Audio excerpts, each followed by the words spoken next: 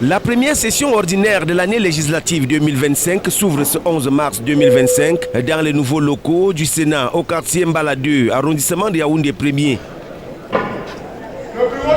Il est 16h lorsque le doyen d'âge René Zenguele fait son entrée dans le nouvel hémicycle où avaient déjà pris place des membres du gouvernement, les membres du corps diplomatique et les sénateurs. Présence remarquée du sénateur Marcel Nyadi Fendi. Cette session ordinaire est à la fois la toute première dans ce joyau architectural et de l'année 2025.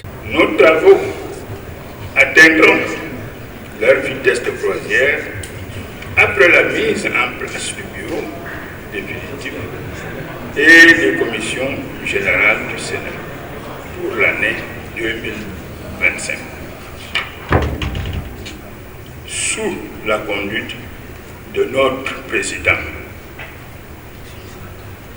nous pourrons alors exercer des missions constitutionnelles de vote de loi et de contrôle de l'action gouvernementale avec notre engagement habituel.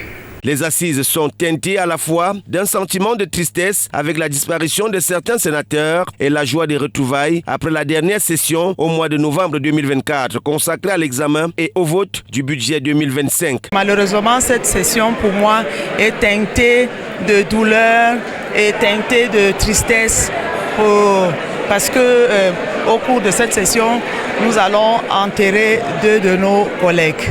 Et donc, c'est un mélange de joie et de tristesse que nous vivons. Seulement, comme on dit, il faut toujours garder espoir. J'ai foi que cette session s'ouvre avec beaucoup d'espoir. C'est la joie de voir que les sénateurs ont un cadre de travail beaucoup plus amélioré. Et je me réjouis de voir que l'année dernière, j'ai évoqué avec fermeté la situation des Camerounais vivant de double identité et que cela a été pris en compte par le chef de l'État et qu'aujourd'hui, à cette rentrée, le doyen d'âge l'a évoqué. Le doyen d'âge félicite le nouveau secrétaire général Gustave Léopold Ngané pour le travail abattu depuis sa nomination le 2 janvier 2025 par le bureau du Sénat et sa prise de fonction. Je déclare ouvert les travaux de la première session ordinaire du Sénat au titre de l'année législative 2025.